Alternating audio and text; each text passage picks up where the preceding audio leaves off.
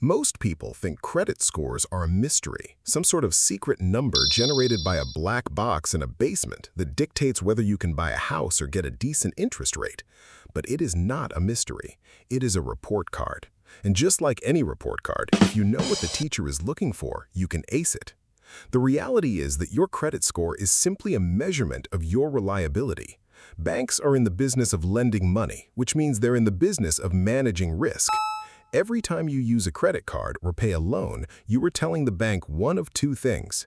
Either you are a safe bet or you are a liability. Today, I'm going to show you how to move from being a financial unknown to being a golden asset in the eyes of every major lender in the country. We start with the most dangerous myth in personal finance, the idea that you need to carry a balance to build credit. Let me be crystal clear, you never ever need to pay a cent in interest to have a perfect credit score. Banks want you to believe that paying interest proves you are a responsible borrower. That is a lie. Paying interest only proves you are a profitable customer for them. You can build a pristine credit history while paying your cards off in full every single month. When you pay your statement in full, you avoid interest entirely, but the credit card issuer still reports your positive payment activity to the major bureaus. That is the winning formula. You get the credit score boost, and they get nothing but the small transaction fee they charge the merchant. The engine of your credit score is your payment history. It accounts for 35% of your total score. Think of this as your track record. If you've been reliable for 3 years, that's good. If you've been reliable for 10 years, that's legendary.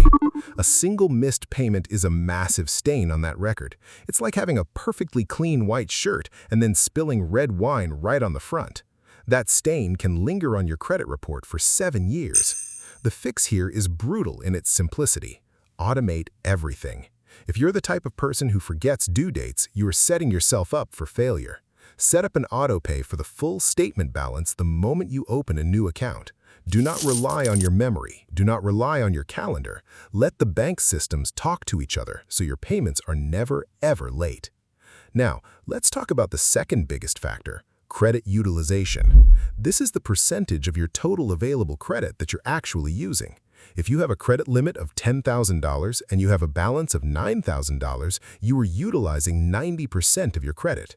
To a bank, that looks like desperation. It looks like someone who is living on the edge of a cliff. The magic number you want to stay under is 30%, but if you want to be in the top tier of credit scores, you should aim for 10% or less. Here's the insider trick that almost nobody tells you. The statement closing date is not the same as the payment due date. If you pay your balance after the statement closing date, the bank has already reported that balance to the credit bureaus. If that balance is high, your score will drop even if you pay it off in full 3 days later. To truly hack your score, look at your statement closing date and pay your balance a few days before that. By the time the bank reports your activity to the bureaus, your balance will look nearly zero. Building a thick credit file is the next step. If you only have one credit card, you're fragile. If that card is lost or the issuer decides to close your account, your credit history effectively vanishes. You need a diverse mix of credit. This doesn't mean going out and getting into debt you don't need, but it does mean having a few different types of accounts over time. However, be extremely careful about how you open these. Every time you apply for a new line of credit, the lender performs a hard inquiry on your report. A single inquiry is a minor dent, but 5 inquiries in 1 month makes you look like you're frantically searching for survival cash. Space your applications out. Give it 6 months between new accounts. If you have a thin file, start with a secured credit card. A secured card is a card where you put down a cash deposit that becomes your credit limit. It's foolproof. It's your money, so there's zero risk for the bank, but they report your good behavior just like a standard card. One of the biggest mistakes people make when they finally decide to get their act together is closing old accounts. You might think that getting rid of an old credit card you no longer use is good for your hygiene, but it's actually destroying your foundation. Your credit age is a major component of your score. It's the average length of time your accounts have been open.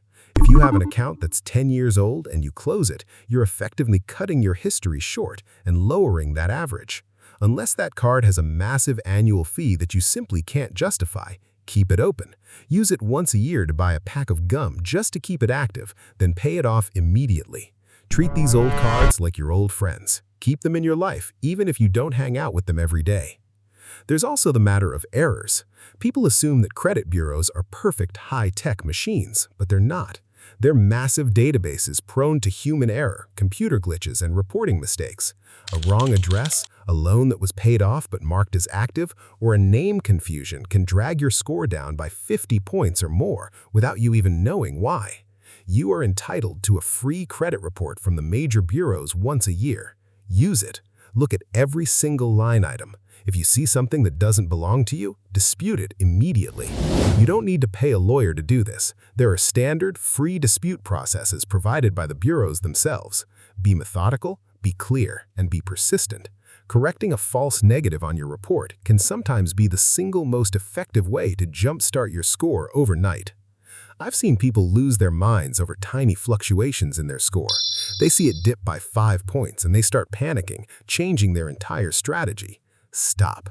A credit score is a long-term metric. It's not a stock price that you need to check every single morning. Your score is going to move based on your statement cycles, your usage, and even the simple passage of time. Focus on the habits, not the number. If you pay every single bill in full, if you keep your utilization low, and if you keep your accounts open, the math dictates that your score will go up. It's inevitable. There's no secret sauce. There's no shortcut that beats these 3 simple pillars. If you find yourself in a situation where you've missed payments or high debt, don't look for a magic wand. Look for a plan. Call your lenders if you're struggling. They would much rather work out a payment plan with you than deal with a default.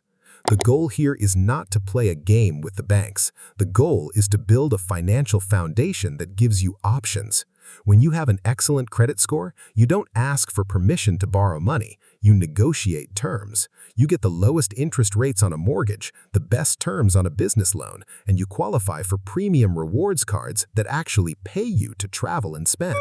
You shift the power dynamic. Most people look at credit as a way to buy things they can't afford. I want you to look at credit as a tool to leverage your financial